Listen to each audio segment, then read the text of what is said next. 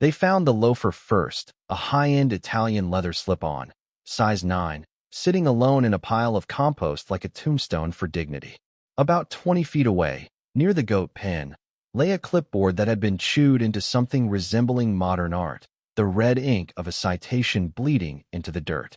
But it wasn't until we pulled the footage from the night vision cameras that we truly understood the scope of the disaster. The grainy black and white video showed a man in a reflective safety vest dangling by the seat of his trousers from our perimeter fence, whispering frantic pleas to a 2,000-pound Brahmin bull named the General, who was waiting on the other side with the patience of a saint and the temper of a chainsaw. That was the moment we realized the Homeowners Association of the Gables had finally crossed the line, literally and physically, and now their head of compliance and standards, a man named Eldridge Vance, was locked inside a 16-acre cage match with an animal that had once flipped a Ford Ranger just because he didn't like the color. To understand how we got to the point of a hostage situation involving livestock, you have to understand the geography of Spite. Our place, the Ironwood Ranch, has been in my family since before the town had a traffic light. We've got dust, we've got diesel fumes, and we've got the smell of honest work. But about 5 years ago, a developer bought the rolling hills bordering our east pasture and slapped down 200 identical beige houses, gave them a fancy name, and filled them with people who treat lawn care like a competitive sport. They called it the Gables. We called it the Beige Plague. The tension was immediate. They hated our rooster, Colonel Sanders, because he didn't respect quiet hours. They hated our tractor, a rusty Massey Ferguson that I admit sounds like a dying dragon. But mostly, they hated us because we were a reminder that nature is messy, loud, and smells like manure, not lavender dryer sheets. Leading the charge against our way of life was Patricia Sterling, the HOA president, a woman whose smile was as genuine as a $3 bill and twice as sharp. She had weaponized the local noise ordinances and zoning codes, sending us fines for everything from visual nuisance to unauthorized organic odors. And her primary weapon, her attack dog in pleated khakis, was Eldridge Vance. Vance was a man who lived for the rulebook. He was the type of guy who would measure your grass with a ruler and cite you if it was 1/8 of an inch over regulation. He believed that order was the only thing separating civilization from chaos, and in his mind, the Ironwood Ranch was pure chaos. The escalating war came to a head last Tuesday. We had received a final notice of noncompliance, claiming that we were harboring unlicensed exotic fauna and running an illegal commercial dairy operation. The exotic fauna was Houdini, our goat, who wears a red bandana and has mastered the art of opening latch hooks. The dairy operation was my mom making goat cheese for the church potluck. But Sterling didn't care about the truth. She wanted us gone so they could expand Phase 2 of the development onto our land. She sent Vance on a covert mission, Operation Night Watch, to trespass on our property, gather photo evidence of our violations, and give them the legal ammo to bury us in court. It was a humid night, heavy with the sound of crickets and the distant hum of suburban AC units. Inside the farmhouse, we were all asleep. Pops was snoring in his recliner, Mom was reading a mystery novel, and I was in the back room. The only reason we woke up was Houdini. At 2 a.m. sharp, that goat started head-butting the back porch door with a rhythmic thud that sounded like a heartbeat. I got up, grabbed a flashlight, and groggily checked the security monitors we'd installed after the third time kids from the subdivision tried to tip our cows. What I saw on the screen woke me up faster than a bucket of ice water. There was Vance, creeping past the chicken coop, holding a thermal camera and a thick binder. He had scaled the fence, dropped into the pasture, and was tiptoeing through the tall grass. He looked ridiculous, like a SWAT team member who bought his gear at a garage sale. But he had made a critical error. Our pasture gate has a magnetic auto-lock that engages at sunset to keep the coyotes out and the general in. When Vance dropped down inside, the gate clicked shut behind him. He was sealed in. And then, from the shadows of the barn, the general emerged. Now, bulls are often misunderstood creatures. People think they charge blindly. The general didn't charge. He stalked. He was a massive wall of muscle and bad attitude, gray-white in the moonlight, with a hump on his back that looked like a mountain range. He saw Vance. He stopped. He snorted, a low, wet sound that vibrated the microphone on the camera. Vance froze. You could see the exact second his soul left his body. He clicked his flashlight off, terrified that the beam would provoke the beast, and stood there in the dark, breathing so hard his vest was heaving. Pops had woken up by now and was standing over my shoulder, squinting at the screen. "Well," Pops grunted, rubbing his chin. "Looks like the compliance officer is out of compliance with the trespassing laws. Should we call the sheriff?" Mom asked, peering through her reading glasses. "Not yet," I said, a little too much glee in my voice. "Let's see if he tries to cite the bull." Vance didn't cite the bull. He ran. He bolted for the hay bales stacked near the barn, scrambling up them with a frantic energy that was honestly impressive for a man who spent his days sitting in meetings. The general didn't even run. He just trotted, keeping pace, ushering Vance exactly where he wanted him. Vance dove through the open side door of the main barn just as the general's horns scraped the wood frame. Vance slammed the door, threw the latch, and collapsed onto a pile of feed sacks. But here is where the story shifts from a comedy of errors into something darker. Trapped in the barn, Vance realized he wasn't alone. The barn is where we keep the old farm office, a dusty room filled with decades of records. But recently, we'd noticed things moving around in there. We assumed it was raccoons. It wasn't. As Vance paced the barn floor, looking for an exit that didn't lead to a bull, he knocked over a loose floorboard near the grain bins. Underneath, tucked away in a waterproof box, was a stack of files. We watched on the interior barn cam as Vance opened the box. He pulled out a blue folder labeled Project Skyline, Confidential. He started reading under the glow of his phone light. We zoomed in on the feed. I saw his face change. The smug, self-righteous expression of a petty tyrant melted away, replaced by confusion, then horror. He wasn't looking at farm violations.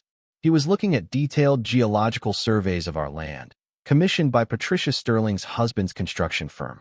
There were emails printed out, emails between Sterling and a corrupt county zoning official, discussing how to plant chemical contaminants in our creek to force an emergency seizure of the land for environmental remediation. Vance slumped against the wall. He had thought he was a soldier for the greater good, protecting property values and keeping the neighborhood tidy. In reality, he was a useful idiot, a pawn being used to harass an innocent family so a developer could steal their land for pennies on the dollar. The violation notices he'd been writing?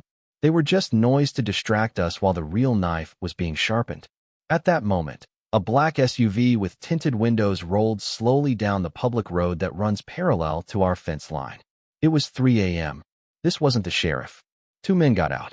They weren't wearing HOA polos. They were wearing dark windbreakers and carrying tool bags. They walked up to the fence, looking toward the barn. Vance saw them through the cracks in the barn wood. We saw him recoil. He pulled his walkie-talkie out of his pocket, the one connected to the HOA security channel. "Base," he whispered, his voice trembling. "Base, this is Vance. I'm in the barn. I found some files." Static crackled. Then a voice came back. It wasn't the usual dispatch. It was Patricia Sterling. "Eldridge, what are you doing there?" "You sent me," Vance hissed. "But Patricia, these files. Project Skyline. You're poisoning the creek? You're framing them." There was a long pause. "Eldridge, leave the files. Come out. The gentleman at the gate will escort you home. You're tired. You're imagining things." "I'm not imagining this," Vance shouted, forgetting to whisper. "This is illegal. This is racketeering." "Eldridge," Sterling's voice dropped, cold as ice. "You're trespassing. If you come out with those files, you'll be arrested for burglary. If you leave them and come with my associates, we can forget this happened. Maybe discuss that promotion you wanted." Vance looked at the door where the general was snorting outside. Then he looked at the back window where the two men in windbreakers were hopping the fence, carrying bolt cutters. He was trapped. Outside the front door, a 2,000-pound bull who wanted to flatten him. Coming through the back, two corporate fixers who wanted to silence him. And he was just a guy who liked measuring grass. Inside the house, the mood shifted instantly. This wasn't funny anymore. "Get the keys to the truck," Pops said, his voice low and deadly serious. "And grab the shotgun, the one with the rock salt." "I'm recording everything," I said, hitting the save button on the surveillance system. "Mom, call the state police, not the local guys. We need the stoddies." Back in the barn, Vance made a choice. He looked at the files, then he looked at his HOA badge clipped to his belt. He unclipped the badge and threw it into the manure trough. He shoved the Project Skyline folder into his shirt. He grabbed a pitchfork, not to fight the bull, but to defend the truth. He was done being a pawn. The two men in windbreakers reached the barn. They started picking the lock on the back service door. Vance backed up, looking frantically for a way out. He saw the hayloft ladder. He scrambled up it just as the door popped open. The men entered, scanning the room with flashlights. "Vance," one of them called out, voice smooth and threatening. "Don't make this difficult." Vance was up in the rafters now, hiding behind a stack of winter feed. He was shaking, sweat dripping off his nose. He looked down and saw the men pulling guns, actual handguns with silencers. This wasn't an HOA dispute anymore. This was a cleanup crew. That's when Houdini the goat decided to intervene. We still don't know how she got into the barn. That goat defies physics. But suddenly, from the shadows of the horse stall, Houdini bleated, a sound like a screaming old man, and charged the intruders. It was just enough distraction. One of the men spun around, firing a shot into the dirt. The gunshot did two things. First, it woke up every animal on the farm. Second, it enraged the general. The bull had been waiting patiently by the front door, but the crack of the gunshot sent him into a frenzy. He rammed the main barn doors. The wood splintered. He rammed again. The hinges groaned. "Jack, hit the remote." Pops yelled at me. We had a remote release for the main barn doors installed for emergencies. I slammed my thumb on the button. The barn doors swung open. The general didn't just enter the barn, he occupied it. He charged in like a freight train with horns. The two hitmen turned just in time to see a wall of angry beef bearing down on them. They didn't even try to shoot. They dove into the empty horse stalls, scrambling over the dividers as the general smashed through the wood like it was balsa. Vance, watching from the rafters, saw his chance. He saw the tractor parked below the loft. He jumped. It was a 10-foot drop. He landed on the tractor seat, bounced, groaned, and keyed the ignition. The old Massey Ferguson roared to life, belching black smoke that filled the barn, blinding the hitmen. "Get out of the way, cow!" Vance screamed, throwing the tractor into gear. The general, recognizing the sound of the tractor, which usually meant food, actually stepped aside.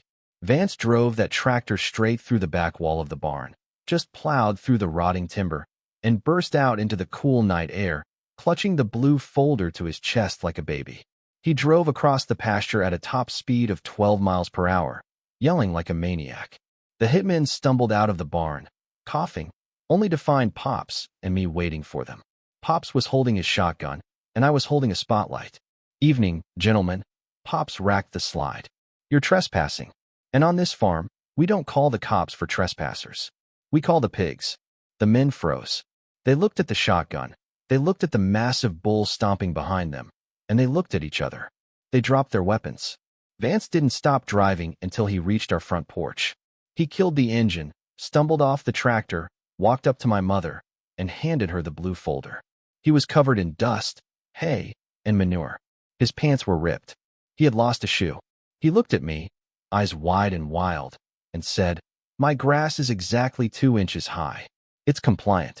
Then he sat down on the porch swing and started laughing, a hysterical, broken sound. The state police arrived 20 minutes later. The files Vance recovered were devastating. They didn't just prove the plot to seize our land. They uncovered a massive embezzlement scheme where Sterling had been draining the HOA reserve funds to pay off her husband's gambling debts. The environmental consultants she hired were fake. The hitmen were private security contractors working off the books. But the real showdown happened 3 days later at the emergency HOA town hall meeting. The neighborhood was buzzing. Rumors were flying about gunshots and bulls. We showed up. Me, Pops, Mom, and Vance. Vance had cleaned up, but he wasn't wearing his khakis anymore. He was wearing jeans and a flannel shirt he borrowed from me. The meeting hall was packed. Patricia Sterling was at the podium, trying to spin the narrative.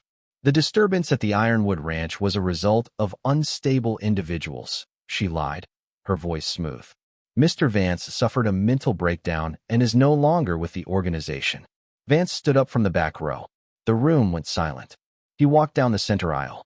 He didn't look like the nervous, rule-obsessed little man anymore. He looked like a guy who had survived a bullfight. "I didn't have a breakdown, Patricia," Vance said, his voice steady. "I had a wake-up call." He hooked his phone to the projector system. He didn't play a speech. He played the security footage. The whole room watched in stunned silence as Vance dangled from the fence, as the bull trapped him, as he found the files, and most damningly, the audio recording of Sterling telling him to leave the evidence and let the hitmen handle it. When the video ended, you could hear a pin drop. Then, Mrs. Higgins, the elderly lady who lived in the corner house and had been fined $500 for having unapproved gnomes, stood up. "You tried to kill that man." She pointed a shaking finger at Sterling. "And you tried to frame those farmers. It was for the property values." Sterling shrieked, the mask finally slipping.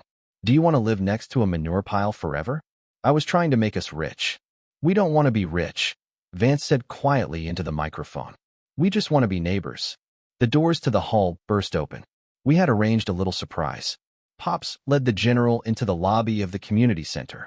We didn't bring him all the way in, fire codes and all, but just him standing in the doorway, letting out a massive, resonant moo, was enough. The symbolism was heavy.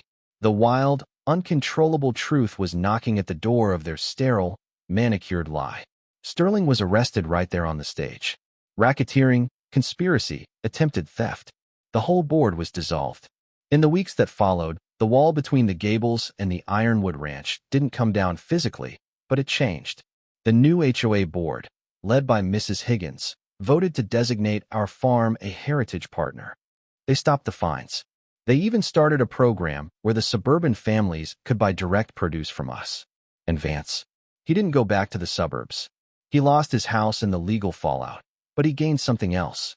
He moved into the guest cabin on our property. He manages the books for the farm now. It turns out, a man obsessed with details is really good at forensic accounting. He found tax write-offs we didn't even know existed. He and the general have a weird understanding now. Every morning, Vance walks out to the pasture fence, the same one he climbed that night, and feeds the general a crisp apple. The bull takes it gently, chewing while Vance talks to him about the stock market or the weather. Vance told me the other day, "You know, Jack, I spent my whole life trying to force the world into straight lines. But nature doesn't do straight lines. And neither does the truth. We still have the sign on the fence, but we changed it. It used to say no trespassing.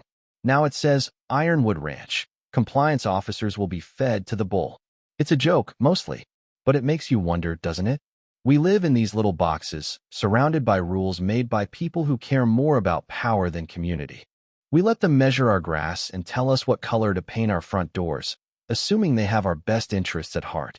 But how many Patricia Sterlings are out there, smiling at you at the block party while plotting to sell your peace of mind for a profit?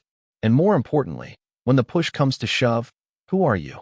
Are you the person hiding behind the rulebook, or are you the one willing to jump on a tractor, drive through a wall, and stand in the mud with the truth? I'd love to hear what you guys think. Have you ever dealt with a nightmare HOA or a neighbor who thought they were the sheriff of your street? And if you found a file that proved your community leaders were criminals, would you have the guts to blow the whistle, or would you just walk away? Drop a comment below. I read all of them, usually while sitting on the porch, watching Vance explain tax codes to a 2,000-pound bull. Until next time, keep your fences strong and your neighbors honest. Stay safe out there.